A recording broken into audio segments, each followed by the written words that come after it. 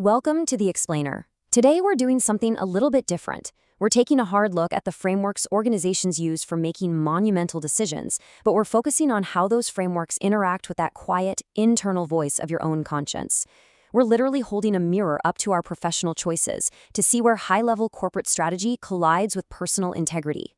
Here's our roadmap for today's Explainer. We're going to quickly look at the business ethics dilemma, meet the plus model, break down the policies, legal, and universal constraints, and then really dive deep into that self-moral compass.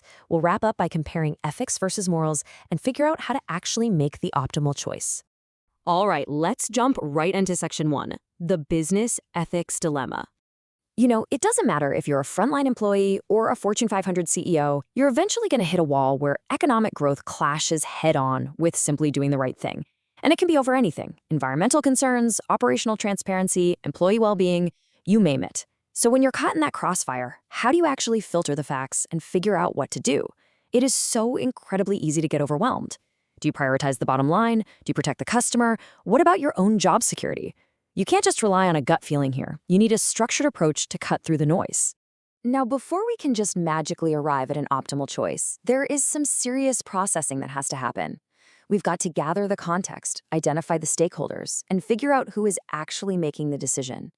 All of those inputs funnel down into generating alternate actions. You literally have to map out every potential path forward.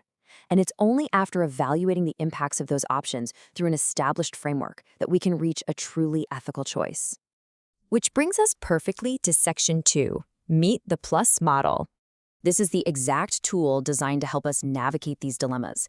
It gives us a solid framework to evaluate all those alternate actions we just talked about. It's an acronym called the plus model.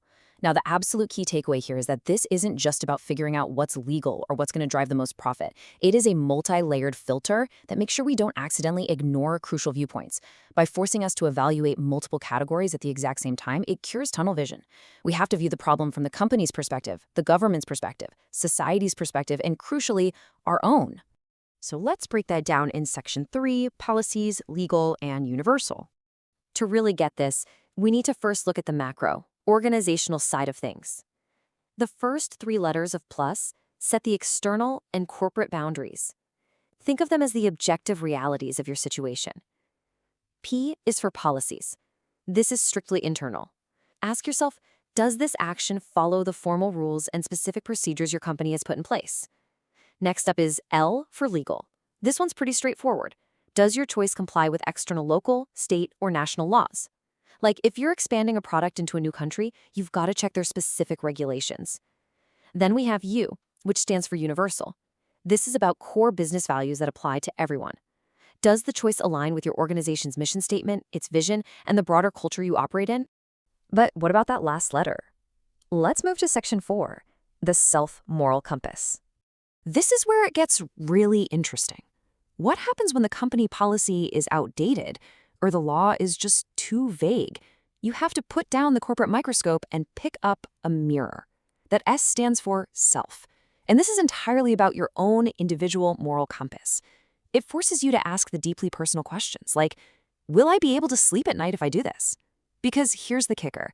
Even if an action perfectly checks the boxes for policies, legal, and universal, if your self flags it as questionable, the whole system halts. The plus model officially recognizes that your personal conscience isn't just some optional add-on, it's a mandatory checkpoint. It's the critical gear in the machine that stops the entire ethical system from breaking down. And that leads us to section 5, ethics versus personal morals.